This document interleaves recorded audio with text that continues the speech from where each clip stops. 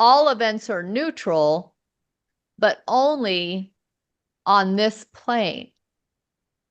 If you're talking to someone, or if you're in level 1, okay, and somebody is saying, oh my gosh, they're coming to get me, they're going to evict me, they're taking my house, I didn't pay my payment, oh my gosh, what am I going to do? You would never say to that person, chill, all events are neutral. So it's too high of a leap. It's too high of a leap in consciousness for somebody who's in level 1 at victim consciousness. So what you would do with that is try to get them to level 2, which is control. What's our next best step?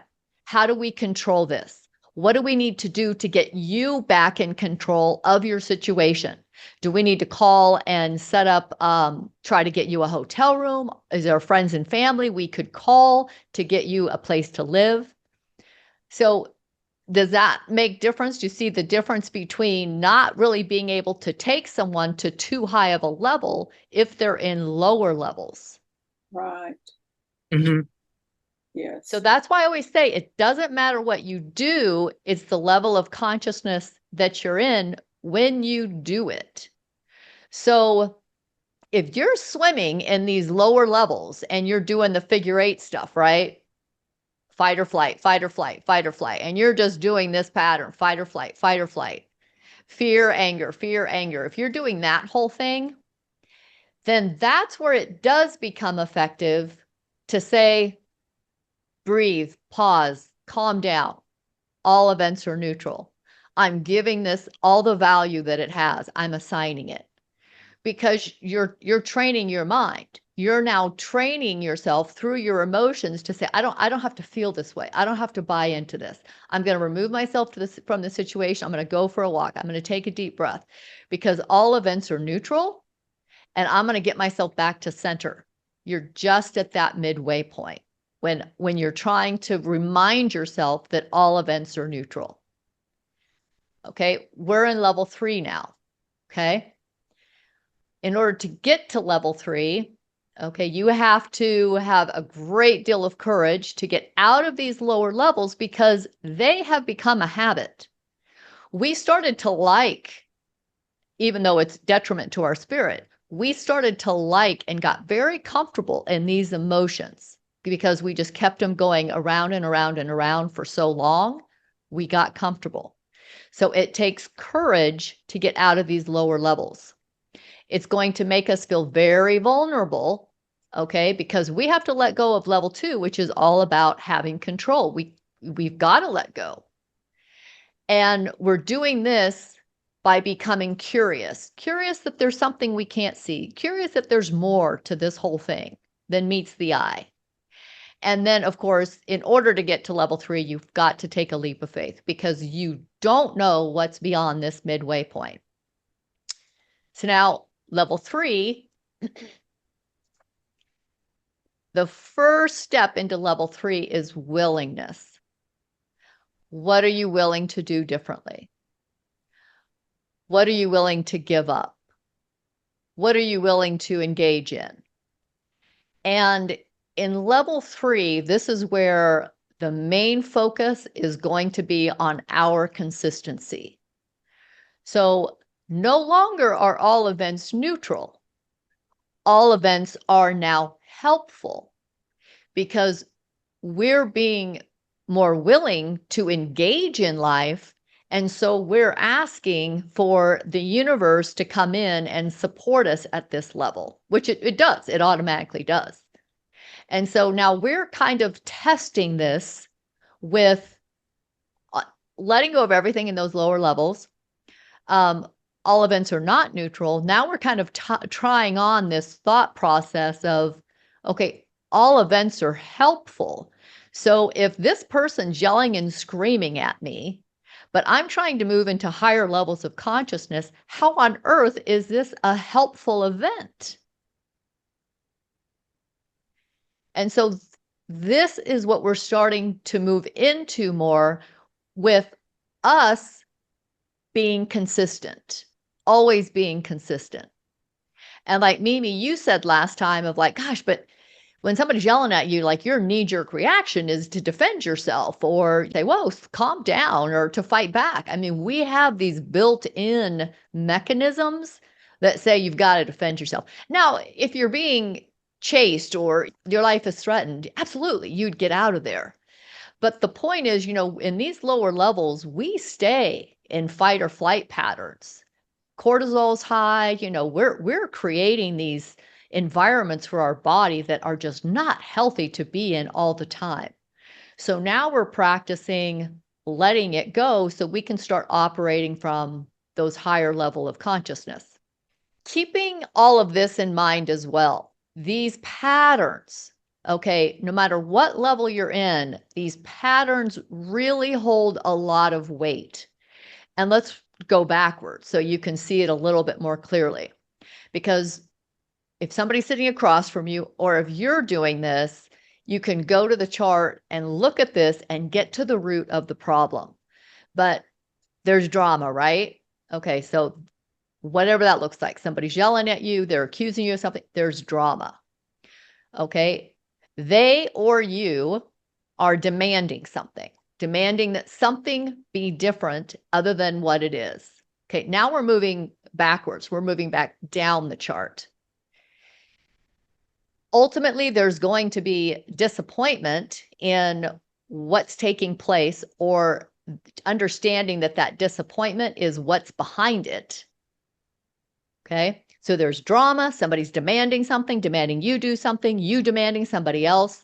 And now know that what's fueling that is disappointment. Okay, we're still moving backwards. Okay, so the disappointment, and then the very bottom of level 2 is because there's an unmet desire. So now if there's drama, you're creating drama, you're disappointed in something, you can now go to, what is my unmet desire? What is it I want? Okay, and so now level 3, you can see where this becomes such a big role of saying, what do I want? What do I want? So that's where the importance of like the exercises in level 3. Hi, Joan. We're talking about what every single plane of consciousness looks like. Because when you said to me in your email and you're telling me your story, and you said, but all events are neutral. Remember, I said, no, all events aren't neutral anymore because we're no longer at the midway point. So that's what we're talking about. We're talking about these different planes of consciousness because they are in hierarchy order. Okay, they go from 0 up to 1,000. These are the vibrational frequencies. So always keep that in mind. I mean, there's a significance to everything that's in this chart. So now we're retracing. We're going backwards. Okay, so we're in this pattern. Okay, we're trying to control situation, or there's drama in our lives, and now we're tracing this backwards. We're tracing this drama all the way back. Something's demanding, we're disappointed in something, and it stems from an unmet desire. And it's making us angry. Okay? That unmet desire is making us angry. Okay? And that's the whole underlying pattern right here. However, anger is always, always, always fear's father. Always. So if you're angry about something, what you're really doing is you're afraid of something, or the person across from you is afraid of something. Okay? So now we're back to willingness, right? Willingness to see this differently. So if somebody is angry, you're going to say to yourself, they're afraid of something. No exceptions. 1,000% of the time, this will always be true. If there's drama, anger, hate going on, fear is behind it. And think about this in the world today. Think about how angry the world is, but cultivating behind it is fear. Okay? We're still going backwards. Okay, so if we were going up this chart, then we would start at shame, and then we would move to depression, feeling anxious, and regrets if we were going to get out of this pattern. Okay, but we're going to move backwards. So we're coming out of level 2, we're slipping back into level 1. Okay, so those unmet desires, This is a core right here. That unmet desire is now creating regrets. And now we're starting to feel the anxiety. Okay, we're moving backwards, we're slipping down, we're slipping down. Now there's that depression tip off. And remember, we talked about depression being pathological. So we really want to watch that. So, and ultimately, all the time, behind underlying core of anything that's going on with us or anyone else when we're experiencing this is always going to be shame about something. We can't spend too much time in shame. Okay, our psyche doesn't allow us. So this inner dialogue says, I'm not enough, I'm not good enough, I shouldn't even be here, my life isn't meaningful, it's not worthy, I'm not worthy. Okay, so that's that ego's dialogue that says, you know, just don't, you're just not enough. So we can't spend that much time there. So what do we do? What does the way we're designed? We blame. It gets us off of us and it gets us onto something else. And this is actually, it helps us survive. And I know I've said this before. So when you're experiencing blame from your kids, and it's a lot of it and it's heavy to take, there's shame behind their blame always. When somebody's blaming you or blaming something, blaming life being other than what it is, they're saying probably, I'm ashamed of what I've done with my life or my time. I'm not enough. I didn't do it right. But we can't walk around. We're not going to post online saying, yeah, I really screwed my life up. I made so many mistakes. We're going to come in as a young person and say, well, of course I'm not successful. You know, these parents that I had. So on a collective level, that's what's going on. Okay, so now back to willingness. So now this is where so much work comes in, but really good work, really powerful work, because the more we're willing, the more hopeful we become. We're looking for meaning and ultimately to reach understanding, which is the highest plane of level 3. And how are we going to do this? By cultivating acceptance. The emotion we experience when we allow or accept all things is forgiveness. It's automatic, it's built in, you don't have to think about it, automatic. So now we're on the plane of being willing and optimistic about the future. Okay, so what's coming? What's coming next? Well, inspired living is the next step up. Okay, all of these things, being happy, being reflective, confident, energized. Okay, so all of these things with this willingness, this our willingness to just do something different now is sparked by motivation. Now, the next step, of course, is not going to be released yet, but I just want to point this out. On this plane of consciousness, we forgive. Okay? We forgive trespasses. We forgive anyone and everything for something that feels like there was an injustice or something done.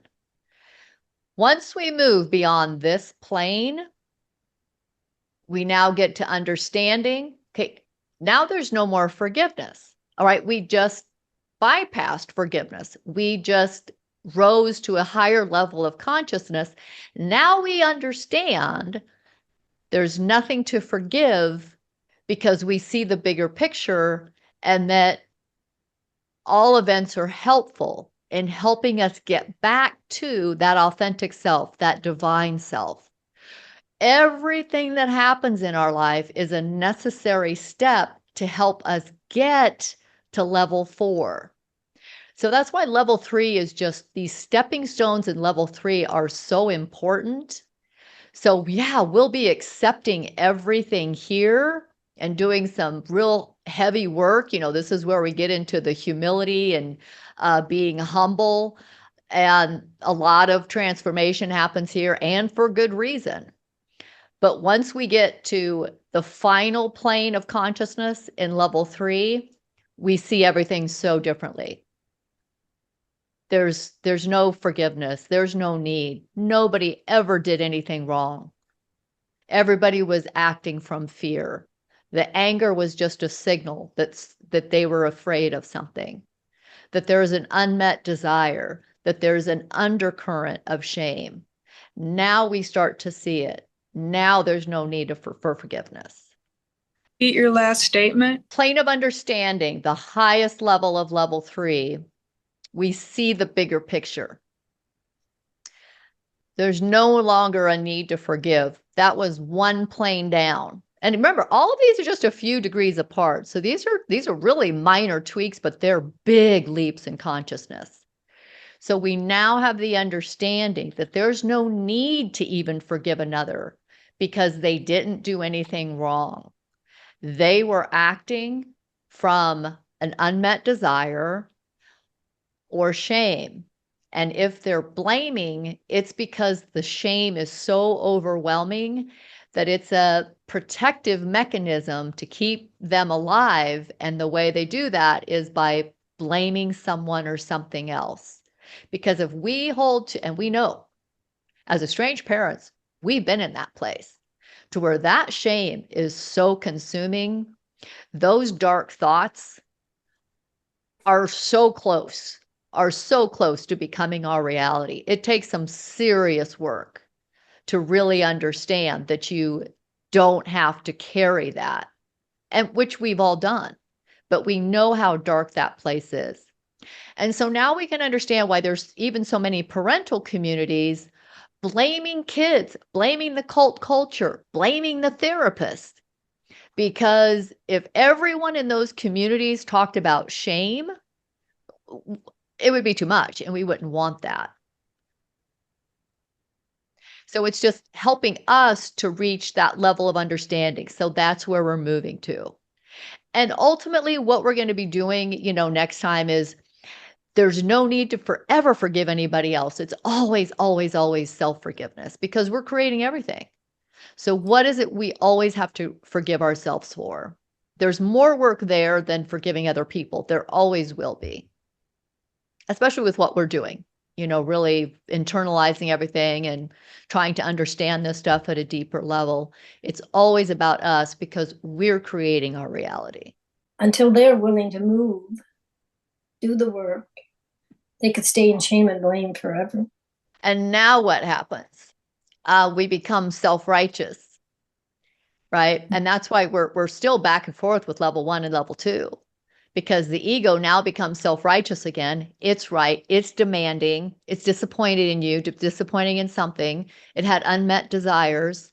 And again, that's why we went backwards, because it's always that mask for fear. And ultimately, what's always behind it is someone's deep-seated shame. And it's subconscious. They don't know. But we're really seeing it play out on the world stage right now in the form of hate. How do we raise as a smaller unit? Is there anything that we do that helps raise? Well, the work we're doing, self-honesty, is the greatest act of love. So we're attempting to go to level 4. It's really us taking things to another level in which we are able to show up differently. And again, the biggest changes are just the changes that we make in our day-to-day lives. Okay, it doesn't have to be big strokes, broad strokes in the world. It's the changes, the day-to-day changes we make in our lives. And that's why I originally started with saying we've got to keep consistency in the back of our mind as far as what we're creating and what we're putting out there in level 3. With my daughter, again, the first time I created this, we were not reconciled. And so this has been really fascinating to me now to kind of go back through my old notes and some of these old recordings and go, okay, wow, I really had to walk through this process. And one of the things that I did, and again, remember, giving up those lower levels, we become so accustomed to them, we don't even know what it looks like. Because remember, level 3 sits above trust. So if we want them to trust us again, we have to be willing to always exercise that consistency. And it was a lot. I mean, I remember it being at least a year, maybe longer, of exchanges that I had to show up with consistency. Every email exchange.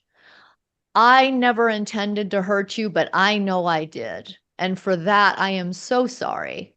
I hope someday you'll be able to forgive me, but I understand if you can't. Again, it's just that constantly understanding, right? Constantly saying, I understand. I forgive me. It's okay if you don't, because I understand. And I did do something wrong. I didn't, but from her view, I did. And now it's amplified by the collective that's saying everything's your parents' fault. They're control freaks. They're toxic. They're this. It fit. And now there's so much shame in that. And that's why we're doing this work to say, okay, in looking at this from the higher picture and the higher view, we can now see what it is. We see it for what it's for, and now do something else. So we know where we're supposed to be. Doing it is the hardest thing.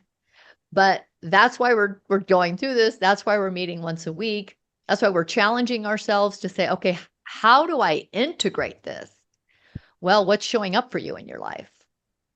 Because that's when you do it. There's no, okay, well, I'll wait till I do my will in a couple years. No, it's what's in front of you right now. It might not be with your kids. So what is it that's in front of you right now that you have to practice consistency? Do you feel that you know now what you did wrong? So now the understanding, I didn't do anything wrong. It was just life unfolding. There's a higher purpose, a divine purpose, and it's just played out this way. But again, in their eyes, backed by the echo chamber of the internet and their therapist and their friends and the ex-spouse and everyone else in their lives, they have that whole thing that's saying your parent was toxic. You can't trust them. Get away from them. But now you're disrupting that whole thing by being consistent. And even though maybe they saw the green-eyed monster from you too many times, and again, it took me over a year to establish consistency. Still is. I mean, we still have not had a phone conversation. Am I in a hurry to do that? Not really, because that tells me that she's not ready. When she calls me, I know that's the day that she's really let go of so much that she's willing to just say, my mom is who she is, because that's what I have to do with my mom. I have to get to a certain state of mind to call my mom. And when I do, it's like, okay, I'm at this place that's willing, and I'm just going to let her show up and talk politics and talk religion. And I'm in a good enough place to where I can just allow her to do that. Well, my daughter might not be in that place yet. And I'm grateful for that, because maybe I'm not quite ready to 100% be that consistent. So the day that she calls me, the day that we have a conversation, I'm confident that both of us are going to be at the right place to have that conversation. And now that's really trusting the process and not pushing it, not saying, well, come on now, we've been texting and emailing for over a year. When are we going to have a conversation?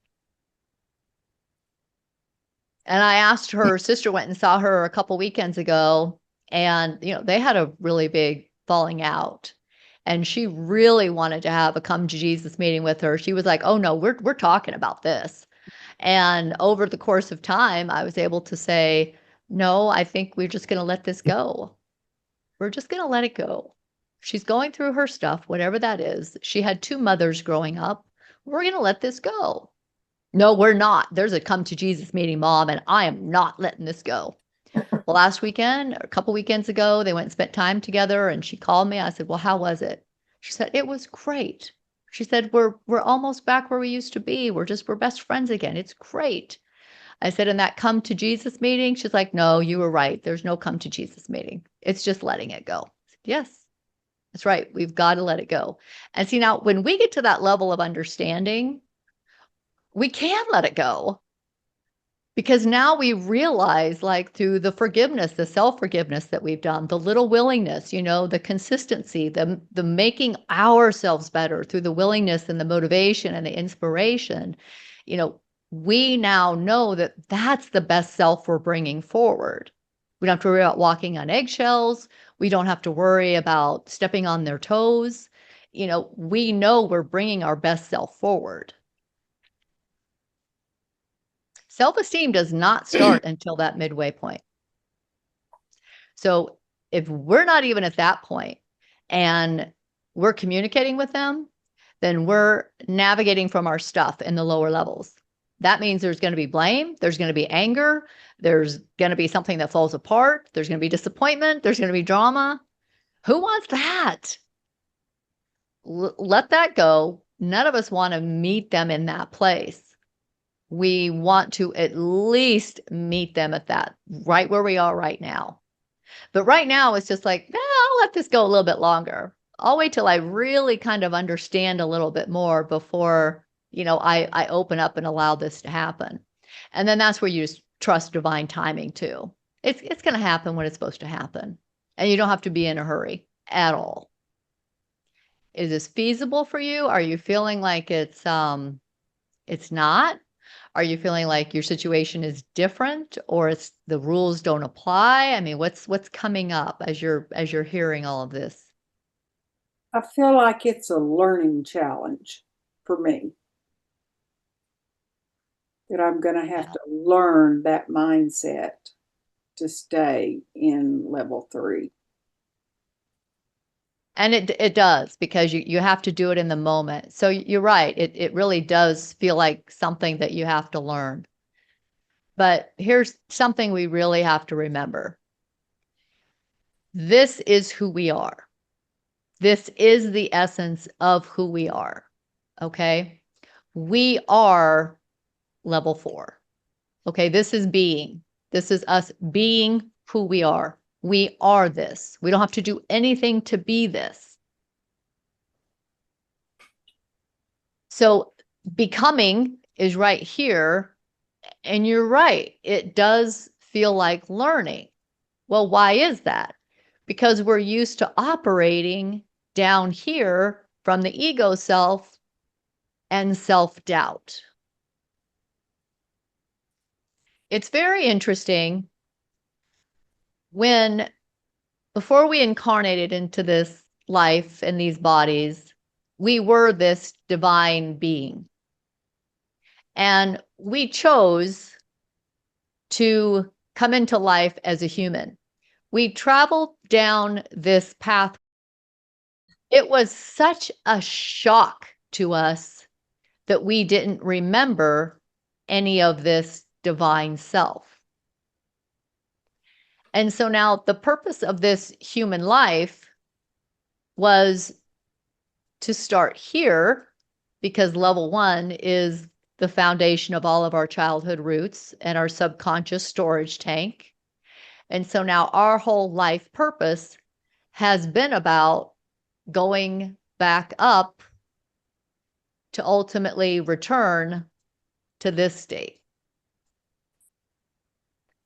And we do that by experiencing all of these things, right? All of these energy centers: power and control, self-esteem. And right now we're in the heart.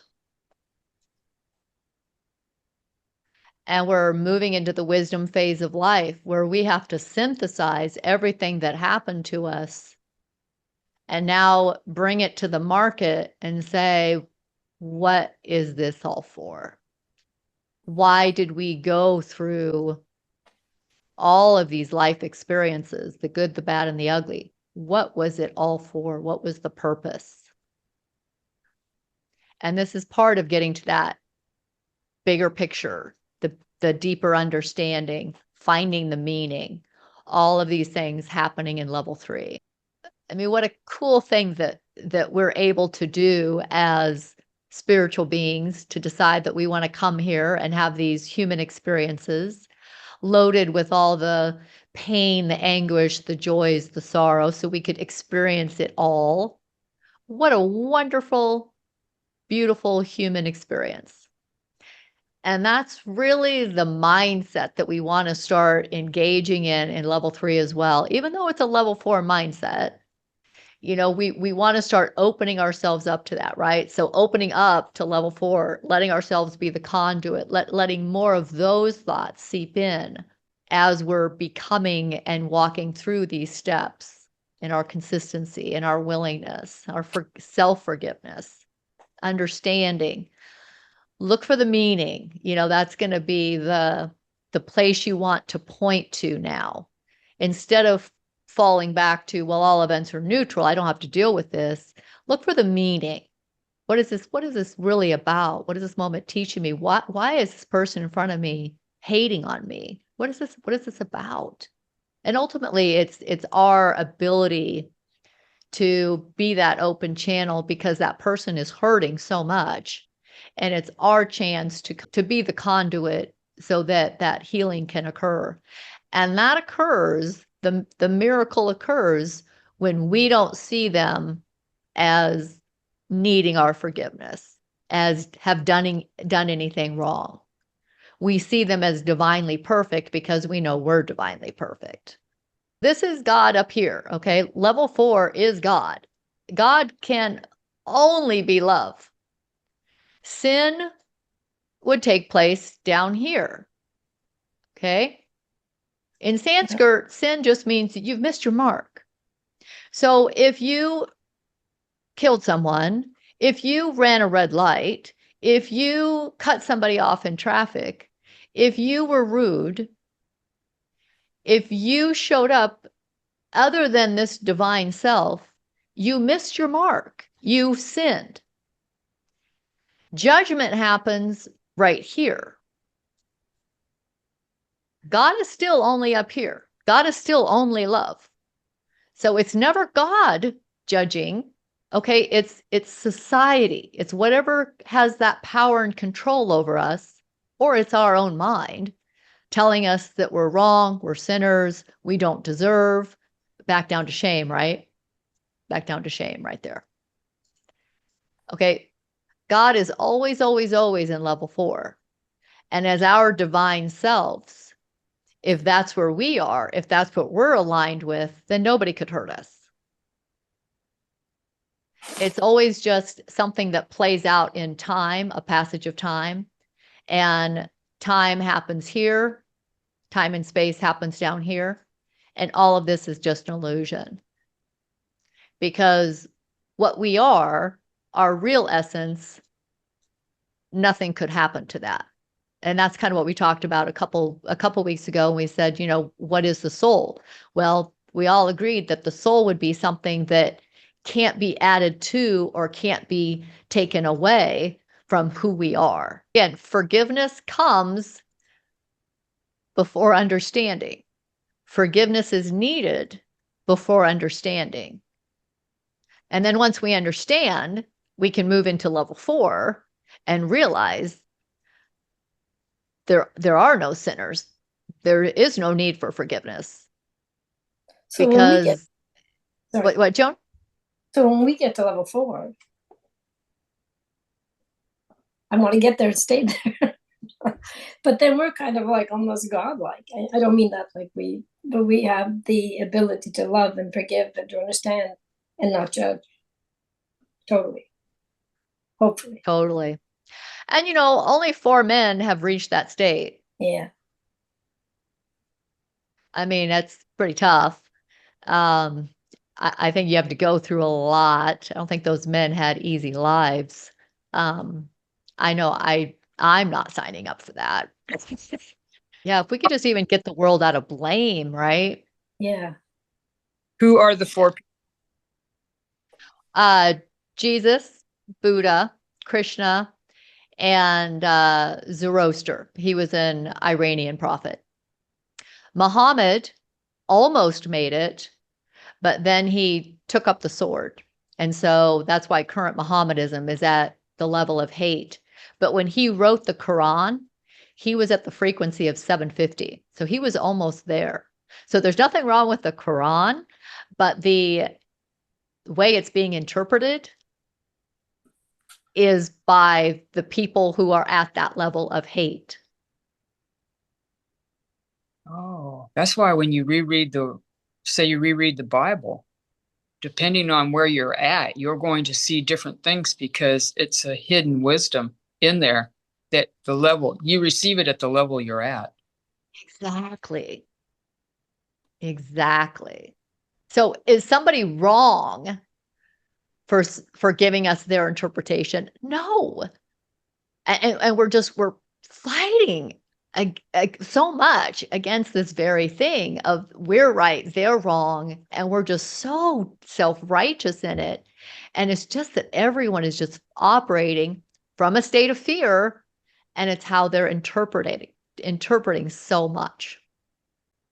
Well, I was thinking the only way to get us out as a whole, to get us out of what's happening with this adult child estrangement, basically, aren't they? There's another terminology I'm trying to think of too. They're abandoning their parents.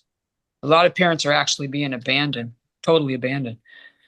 And I'm thinking that if by raising our consciousness personally would radiate out, hopefully, onto them and help raise them up enough, hopefully, energetically, to be able to come to some type of, I'm going to say, reconciliation. But where are we at as a nation? Where do you see us at in the levels as a nation right now? This is pretty evident, right? So there's a lot of angry people, but what do we know? We know anger is fear's father. So where are we really? We're right here. And it makes sense because, and again, turn on the news, what's being blamed? Who's at fault? What's at fault? It's the left, it's the right. Who's being blamed? There's always something to blame. So pretty evident, unfortunately, what we're creating and how far and how difficult it's going to be to turn this around. But I mean, can you imagine if within all of these groups that are spewing the hate and the anger, if they just silenced and just stopped, if we stopped fighting, then there's no one to push against. Yes. It could end so quickly if enough just parents got on board with saying, enough, I'm not doing it. I'm putting down the sword. I'm walking away from it. I'm not going to fight. I'm not. But there's thousands upon thousands of people in those communities,